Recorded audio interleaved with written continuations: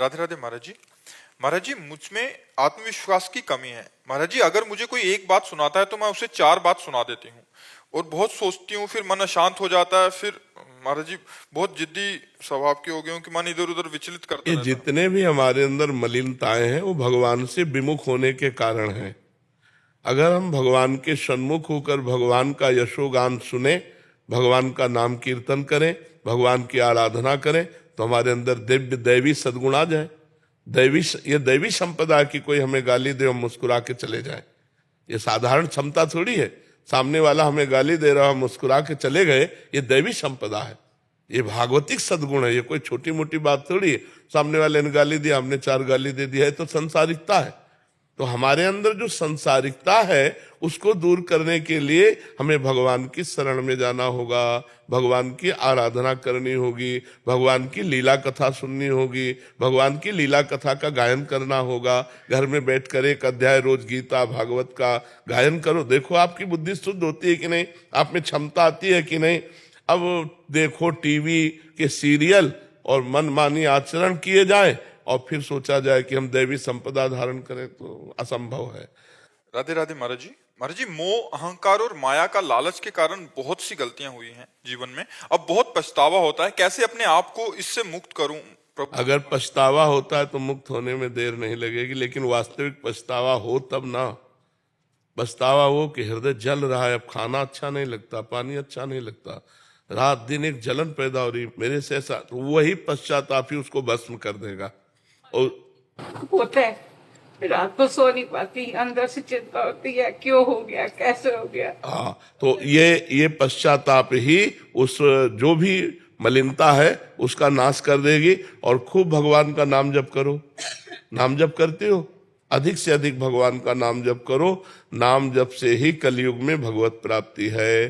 अन्य युगों में अलग अलग भगवत प्राप्ति के साधन थे, जैसे सतयुग में ध्यान, त्रेता में यज्ञ, द्वापर में पूजा, लेकिन कलयुग में केवल हरि नाम, केवल हरि नाम। कलौ नास्तेव नास्तेव नास्तेव गति अन्यथा। भगवान श्री कृष्ण द्वैपायन व्यास देव जी महाराज 3 बार कहते हैं कि बिना हरि नाम के किसी का भी कल्याण नहीं हो सकता, नहीं हो सकता, नहीं हो सकता। हरेर नाम हरेर नाम हरेर नाम केवलम कलौ नास्तेव नास्तेव नास्तेव गति अन्यथा। हर प्रश्न का उत्तर नाम जप है। नाम जप करो, आप देख लो हर प्रश्न का उत्तर समाधान आपको मिल जाएगा। हर बात का समाधान, हर संकट का समाधान, हर चीज जो चाहिए वो सब नाम कल्पतरु। जप के तो देखो। अब नाम न जप करो, भगवत विमुख होकर गंदे आचरण करो, चाहो सुख तो कैसे प्राप्त हो सकता है।